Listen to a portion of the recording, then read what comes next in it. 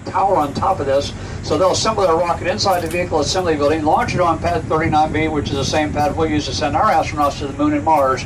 Nice to see these things getting repurposed. If you look up underneath of it, there's 3 large holes. That's where the flames and the blast would come through. The two holes side by side, one for each of these solid rocket boosters. The larger hole closer to us was for the blast from the 3 main shuttle engines. They built a new mobile launcher platform for that Space Launch System rocket. Now the shuttle could bolt up on one of these flat platforms, but that new rocket is going to be so tall, they need places where they can stabilize it and access it. So that mobile launcher stands about 390 feet tall from the ground to the top. It weighs over 10 million pounds. It spent the last few months inside the vehicle assembly building as they completed the construction of it. Recently, they moved it out to launch pad 39B for a test bit. We'll get out to the launch pads, we'll get a look at it. The next video will give you some information about it.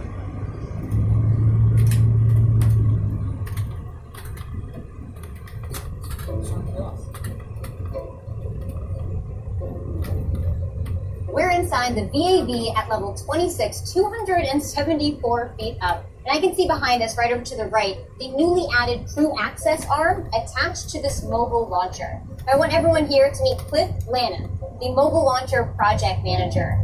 Cliff, can you explain the significance of adding that access arm? Sure. The crew access arm is one of the last major modifications to the mobile launcher in preparation for SLS and Orion. It basically will be the very last place on Earth that the crew will be before they're in the spacecraft and headed to space. Now, the weight room provides a contamination-free environment up next to the spacecraft, and as you suspect, it's white, hence the white room. Makes sense. Now, how does the mobile launcher support the SLS rocket? The mobile launcher provides fuel and power to the SLS and the Orion. It's actually the stacking platform for the rocket, so there's a platform next to this 380-foot tower that the rocket is actually built next to, and then the umbilical arms attached to it to provide that fuel and power. Wow. And so does the mobile launcher actually go all the way to the launch pad with the rocket? It does, and the crawler transporter comes in, picks up the mobile launcher with the rocket, roughly 17 million pounds, transports that entire thing out to the pad in preparation for the launch. Wow. Oh, that is very impressive. It is, and I hope everyone here today has a great time at Kennedy Space Center. Enjoy all the great exhibits, and come back soon. To my front right, there's 4 lightning masts way out there with something in the middle. Can you see that out there? That's actually a rocket there. That's well, it's actually most of a rocket. It's the first stage of a rocket. It's a Falcon 9. They put it out there and did a test, what they call a static test fire on it yesterday. They light the ends up for just a few seconds, make sure everything's working well. So now they're going to take the rocket back into the building and put the payload on top of it and get it ready for the launch.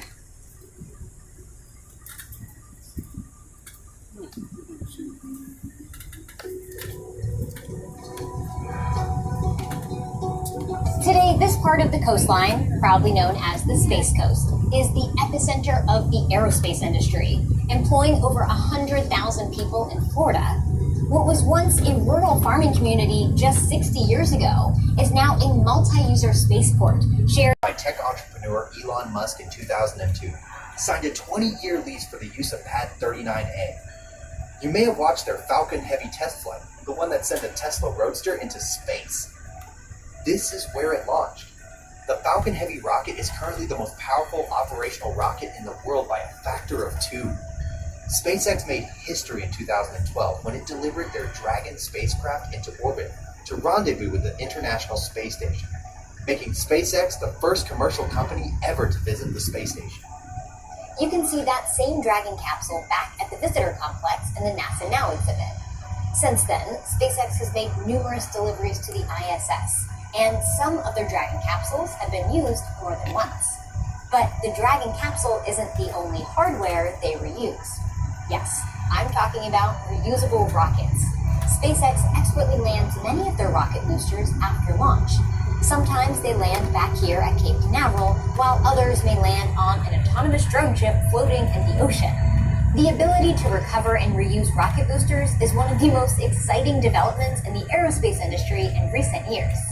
This advance in rocket technology is helping to bring down the cost of launching payloads into space, allowing more and more exciting technology to be deployed for use. Hi, I'm John Murator. I'm the Director of Launch Operations here at Pad 39. We got the keys to Pad 39 from NASA on April 14th, 2014. And we started a really radical transformation of this pad. One of the biggest things you notice right away is the big hangar we built, because we used horizontal integration for the rocket. And the other big thing that we've done is we've had to convert the pad from what's called a mobile launcher pad concept, where the rocket's assembled on a pad, or the space shuttle as it was at the time, and rolled here with all of its support equipment to a situation where the pad is sitting on the flame trench, and we just move the rocket to it, lift, and get ready to launch. 39A is where Americans are going to return to space, launching from Earth this summer. We're going to launch American crew members on the Dragon on top of the Falcon 9 single core. What's pretty exciting about this place is this place gives SpaceX room to grow.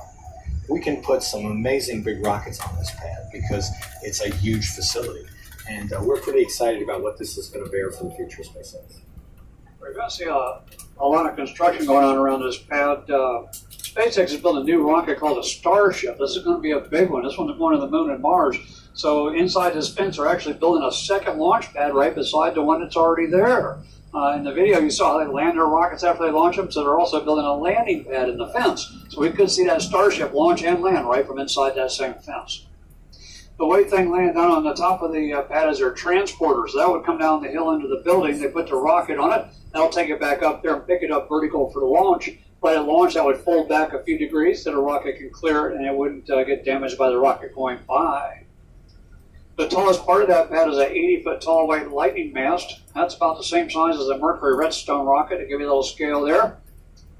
Beneath of that is the fixed surface structure, and that's actually the top two-thirds of the surface structure used during the Apollo program. At that point, it would have been mounted on one of the flat mobile launch platforms. The platform, the tower, and the rocket would all come down and crawl their way together, much like the new rocket will do. SpaceX in the process of enclosing that fixed surface structure. Check out the black and white swing arm coming out towards you from near the top of the tower. That's a crew access arm. They put that up there a little over a year ago. They're getting the pad ready to send astronauts to the space station.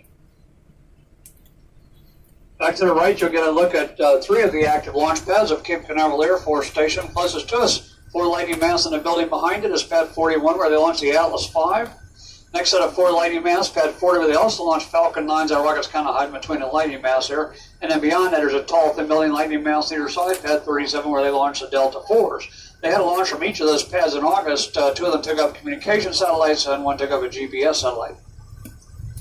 Well, keep an eye out through here. I can just about guarantee you that you're either going to see an alligator, a manatee, a dolphin, some fish, or some water. Maybe a bird.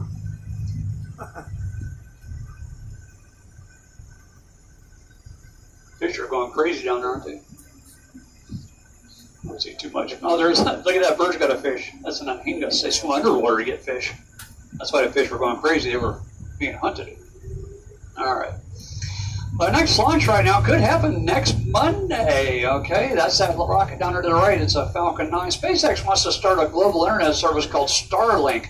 And originally they wanted to put up about 12,000 of these satellites, and then they put an application for another 30,000, so they could be trying to get 42,000 of these satellites up there. And just recently they put up their first 60 on one rocket, 60 satellites on a rocket. So this will be the second launch of 60 satellites.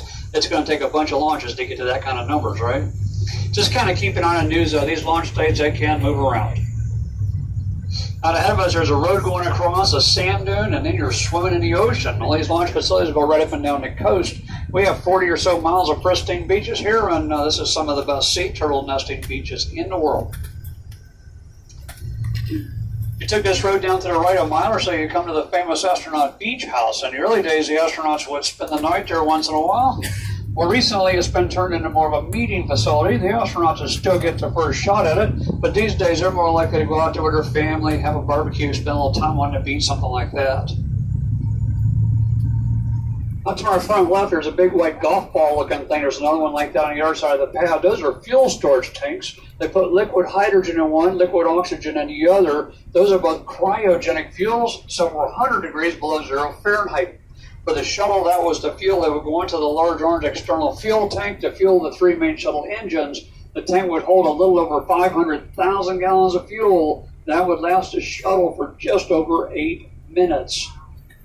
Now, SpaceX uses liquid oxygen, but they don't use the liquid hydrogen. Instead, they use a fuel called RP-1. Rocket Propellant 1 is a highly refined kerosene product. So get your cameras ready. I'm going to pause over here for just a few seconds. So we got a good look at Pad 39A, the vehicle assembly building in the background, his fuel storage tank in the foreground. Now, this is definitely a postcard picture, but let's try to get this kind of quickly. If I spend too much time here, I can have unlimited employment opportunities. If you look behind the base of the water tower, the opening of the concrete is the north end of the flame trench. That flame trench is 450 feet long. So for the shuttle, flames and blasts will come through the mobile launch platform into the flame trench, and in the flame trench, they've got a big flame deflector, an inverted V-type thing. Some of that blast would drop through, hit the deflector and exhaust out this side of the pad. Some of that would drop down to the back of the deflector and exhaust out the far side of the pad. SpaceX accepts, so while their blast is coming this way,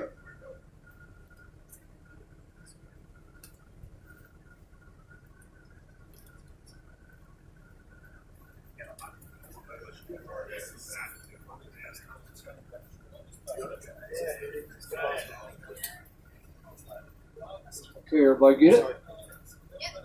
Almost. I have a selfie.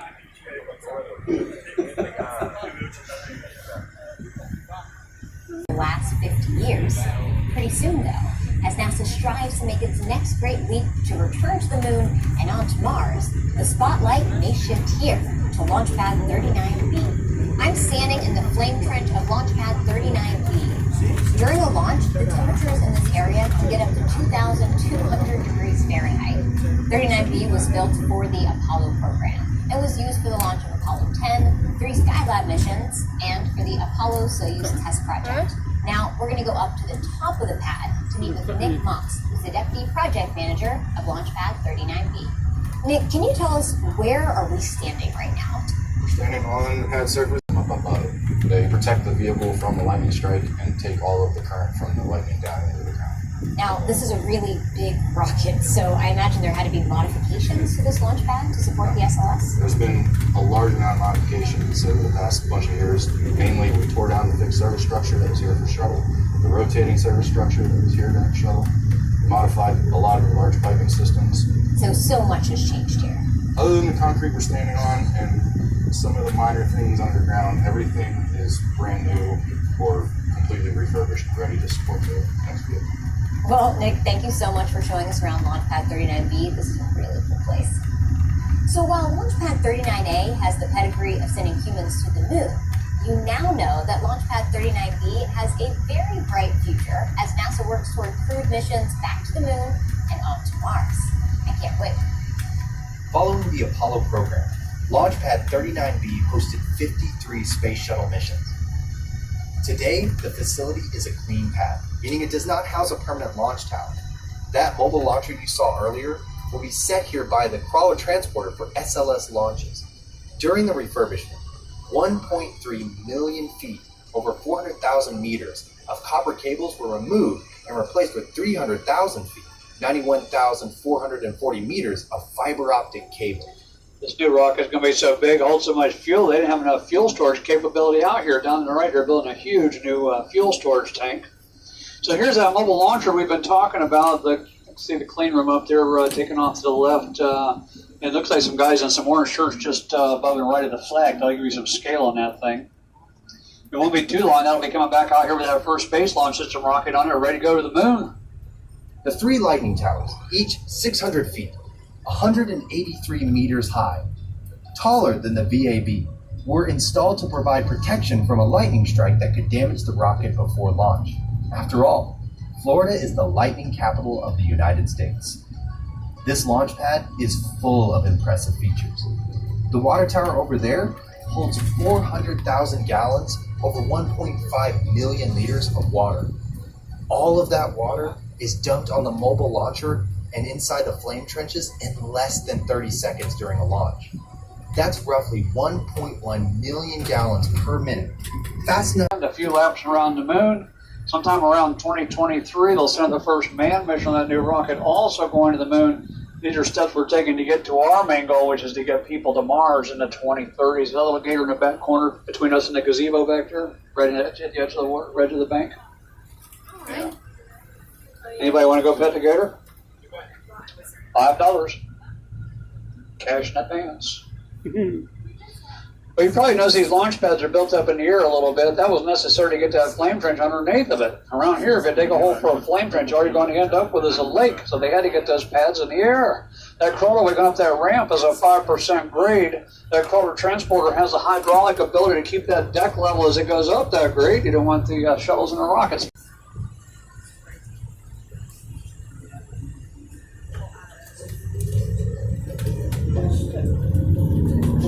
Dig that down about 7 feet, filled it back in with various layers of fill, finally putting this river rock up on top.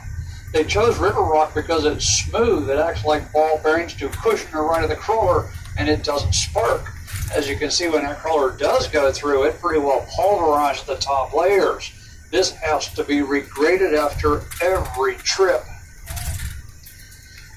Down to the right, you're getting another look at the vehicle assembly building, but check out the smaller building coming off the front left of with the dark windows on it. That is Launch Control Center. That will be your next video. Take a look at the 4-story building with the slanted windows as we drive through this area. This is the launch control. Now, water on your left is a turning basin. We have a covered barge named Pegasus. During the shuttle days, they used Pegasus to bring in the large orange external fuel tanks from Louisiana. In the past, they used a barge to bring in the larger segments of the Saturn V moon rocket. You'll see some of those at your tour stop. Pegasus was just here. It hadn't been here for several years. Last time it was here, it was 50 feet shorter. They had to make it bigger to handle that new rocket. But it came in about a month ago with what they call a test article. It was a full-size model of the first stage of the Space Launch System rocket. It's 212 feet long. Its actual size, actual weight, actual balance. They brought it here so we could play with it. They put it on and off the barge several times, and they took it over to the vehicle assembly building, and folks with the cranes would practice picking it up, moving it around, stacking it up, and that way everybody kind of knows what's going to go on when they come in with the real thing here in the near future. Ahead of me on the right, there's a white rocket on a red trailer. That's a model of the emergency abort system for the Orion capsule. That will be attached to the top of the capsule. If they have a problem with that rocket on the launch pad, or even shortly after launch, that'll yank that capsule right off the top of the rocket, take it out about a mile so they can parachute it down safely. Up by the road is the crew access arm for pad 39A. This is how the shuttle astronauts would get from the tower to the orbiter. You got the clean room on the end of that. Doesn't look quite as modern as that new one, does it? Down the road to the right, you'll see the best looking building on the Space Center, a blue one down there. It's a picture of the Starliner capsule that Boeing's building in there. NASA's contracted with 2 commercial companies to take astronauts back up to the International Space Station. That's going to allow NASA to head back into deep space. They'll be using Boeing and SpaceX. SpaceX will use the Falcon 9 rocket with the Dragon capsule launching from pad 39A. Boeing will put the Starliner capsule on the Atlas V rocket. That one launches from pad 41 at Cape Canaveral. Both companies have been trying to get astronauts to the space station starting this year, but that's getting a little tight. Looks like it may slip into early next year. Keep an eye on the news. But they did do a pad abort test on that Starliner capsule in White Sands just in the last few days. So you could go find that on YouTube. Even though rockets often launch from Kennedy Space Center, astronauts have not traveled to space from the United States since the last shuttle mission in 2011. NASA's Commercial Crew program is bringing human spaceflight back to American soil. In 2018, NASA announced the astronauts who will fly these historic missions. For the first time, NASA astronauts will ride to the International Space Station aboard spacecraft developed by private companies. Boeing and SpaceX have been working closely with NASA to each design their own spacecraft to transport astronauts. Boeing's CST-100 Starliner and SpaceX's Crew Dragon are scheduled to complete their 2 test flights in 2019, an unprecedented achievement for commercial space industry. This year, each company will launch an uncrewed test flight followed by a crewed test flight. That large, colorful mural depicts the Starliner in orbit.